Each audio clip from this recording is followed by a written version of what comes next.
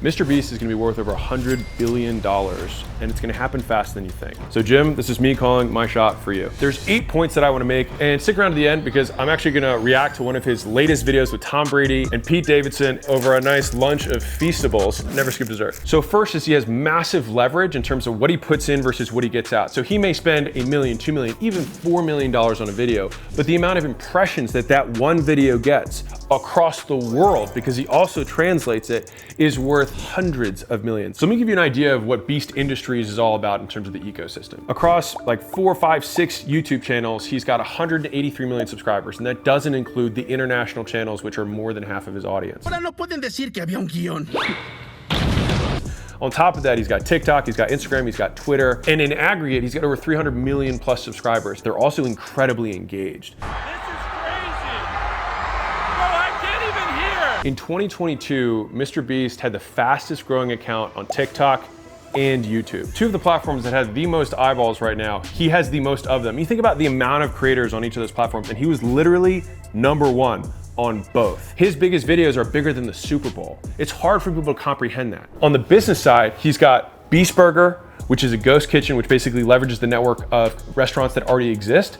And then he uses his distribution base of customers to buy stuff on an app, and then it gets delivered and fulfilled on from whatever local restaurants he's already partnered with. The next thing, he's got Beast Gaming, which is where he'll try and make apps and video games because he has a big gaming audience. But I think where the real winner for him is going to be, and this is what I would make my bet on, is that he's going to be going all in on Feastables. Number 2 is that when you have a media company, your product is your marketing, which is one of the unique advantages that only media companies have. Meaning, the more you spend on your product, which is your media, the more marketing ends up happening. If you don't know who I am, my name is Alex Hormozi on Acquisition.com. I make these videos because I hope to attract other business owners towards us that are doing over $1 million a year in profit so that we can invest in your business and help it scale. There's a ton of leverage for media creators because what they sell and how they market themselves are one and the same. And with that leverage, he's able to gain access to other people's massive distribution bases. He was surprised how much Joe Rogan's podcast with him. You invest so much money into all the the show. money I make. I don't. Why do I need money?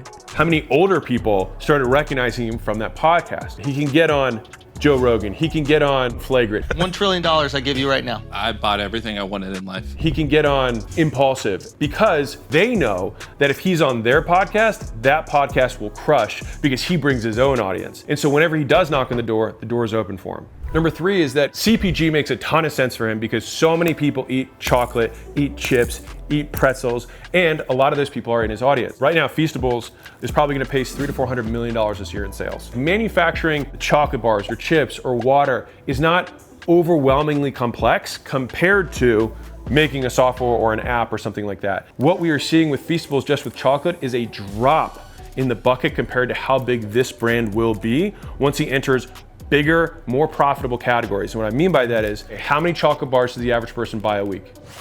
Now, how many sports beverages or water do people consume per week and purchase per week? Significantly more. And so if he goes into those categories, even if the same number of people purchased get 10 times the revenue he's currently getting with chocolate bars. And right now he's selling out faster than any other brand. My team had to go to a zillion different grocery stores and we still couldn't find D's Nuts because they're sold out almost everywhere. He's taking up more shelf space and pushing through his product at a faster rate than any other brand on the category. It's been absurd. Basically, whatever I thought we were gonna sell, we're doing like 5 times better. It's kind of shifted my whole mindset. Like retail space, when you have a brand this big, it's just so OP. Jim has realized the power of CPG, and the reason that it's so powerful in the influencer space is that most people don't have incredibly strong affinity to the brands that they consume. Most brands are really old. They just like have been drinking it because they've always drank it, not because they actually made a conscious decision. I could go stand in any Walmart in America and I would have to take 100 photos. So those same people, when they go into a Walmart, will buy my products. It's just because people are like, oh, it's that guy from YouTube, and they buy it.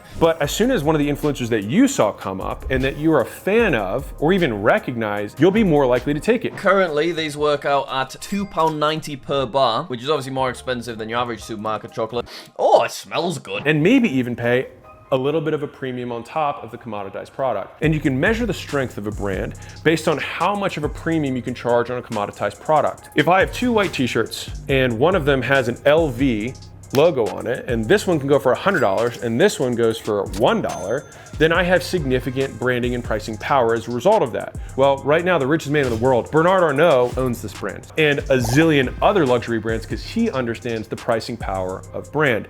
And those gross profits that you can generate for selling the same thing is what you can then reinvest in innovation, staying ahead, and marketing even more to reinforce the brand. And that's what becomes the brand flywheel, is that you create a little bit of a premium, you make the spread, you reinvest that into the branding itself, then that reinforces the brand, you can raise the price more, increase the spread, and then around and around you go until you have this incredibly strong brand that's established that consumers in general are willing to pay more for. Number 4 is that he's able to monetize the widest base of his audience. At the most basic level, every single person who views his video, he gets some money off of. His media, his content, touches the broadest audience, which is simply entertainment. Everybody can watch Mr. Beast's content. And so his products, as a consequence, he gets to reach everyone with what he sells. But what's the level underneath of that? If someone paid Mr. Beast for an integrated ad inside of one of his videos, we have a very serious problem. My mom is currently online shopping, and I don't think she has Honey installed on her computer. they believe they're gonna make significantly more than they paid him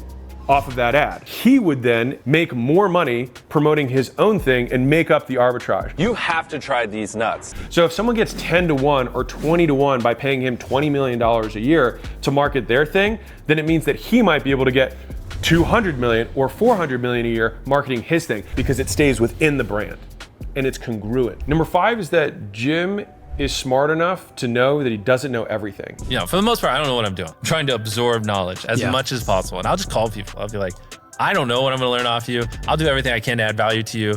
And in exchange, just teach me everything you know. Like people who run a snack business. And I'm doing that like 5 hours a day. It's actually really hard for me to imagine being one of the most popular people on planet Earth in your early 20s and not letting that get to your head. And having had many conversations with him, he's confident that he can kill it, but he's incredibly open-minded to listening to people who he feels has expertise outside of what he has mastered. He hits up people, anyone who he thinks he can learn anything from. And he doesn't judge the fact that he's further ahead than some business people, because think about this. If he raised at 1.5 billion or 1.6 or whatever it was, for Beast Industries, he's technically a billionaire on paper. Why would he talk to somebody who's not a billionaire on paper? Because he still feels like there are things that he can learn from them and then implement into his machine and instantly get to 10 or 50 or 100. He still texts thumbnails for his videos to some of his close buddies just to get their feedback, because at the end of the day, he cares about winning more than being right. Number 6 is that he's trying to hire a God squad, and he's doing it aggressively. So he wants the Avengers of business and content to be on his team in-house. Assemble. He will do whatever it takes to win no matter what. He gets people to move in with him in his house so that he can indoctrinate them into the Mr. Beast way of doing things, which is just win at all costs without hurting anyone and do good while you do it. Smart people recognize the fact that he's growing like crazy, and they want to get on the ship. Number 7 is that it's amazing how collaborative rather than competitive he is. Now, don't get me wrong, he's super competitive as a person, but I think a lot of it is him against him. But he's willing to collaborate with other creators rather than cut them down. He helps people out on their first channel with no subscribers. He does TikTok videos with TikTokers that aren't nearly as big as him. He sees the world as larger than a zero-sum game, meaning we can just both win. And I think that's actually been one of his low-key secrets of success, is because early on, he was masterminding with all these guys who were all together trying to get millions of subscribers, and all of them did. We were all super small YouTubers, and we basically talked every day for 1,000 days in a row and did nothing but just like hyper study, like what makes a good video, what makes a good thumbnail, what's good pacing, like how to go viral. And we just call it like daily masterminds. You know, this is me just putting my theoretical hat on, but I'll bet that him seeing that all of them could win when they all worked together and they all won faster and bigger than if they worked on their own, probably changed the way he saw the world in terms of how he creates and how everyone can win together. And number 8 is that Jim is playing an infinite game. And what I mean by that is that he's in the game to play the game. By any stretch, he doesn't need money anymore. And if he lost everything tomorrow, he would still make YouTube videos. And the reason I know that is because when he had nothing, he made YouTube videos. I'm always gonna be making videos. You're always gonna be making Yeah, 100%. I'm stupid. And there's also- I'm like, herder, this thing? All right, have 30 years of my life, I don't care. When I look at you, like a parallel storyline where I wonder, will he ever stop making videos? Hell Because no. he's 25 now. I know. 10 years from now, I'm like, you know, I'm 34. 10 years from now, I'll be getting started. And because he plays the game that way, he's gonna have one of the biggest pieces of leverage that everyone underplays, which is time. He's already got almost a decade of experience under his belt in his low 20s. In terms of like entrepreneur years, he's actually older than people give him credit for, but still has 60, 70 years ahead of him where he can continue to compound that. He's just getting started, and he's a master of content. And over the next decade, he'll become a master of business. Now, let's talk about what that means from a valuation perspective. A company that's fast growing, that has significantly better margins because they don't have nearly the marketing costs, because most times one of the biggest costs in them is inventory and marketing. And so if you can cut out an entire massive cost center and get instant national recognition or international recognition, the potential of the brand day one already becomes $1 billion, 10 billion, etc. And for that reason, I think that MrBeast will be a centibillionaire. And it's also because he has so much time to do it. All right, so I'm gonna enjoy a nice MrBeast Feastable chocolate bar while I watch $1 versus $1 billion yacht. Thank you. And after stepping on board, it was pretty clear why this yacht only cost $1. If you have to ask how much it costs to carry a yacht, you can't afford it. You crack a windshield, it's like, there's 200 grand. I don't need this giant ship all to myself. So I wanted to share this experience with you guys, my subscribers. It's just great. You know, he makes interesting stuff and he's able to like find humor in everyday things. And like, I always know like, man, I'm like, ah, I gotta be better. I'm mature. Used to be a melter. If you like this video, then you're gonna love the next video, how you can get rich in the new economy, breaking down Kylie Jenner, MrBeast, The Rock, and many others that are capitalizing on this huge influencer wave.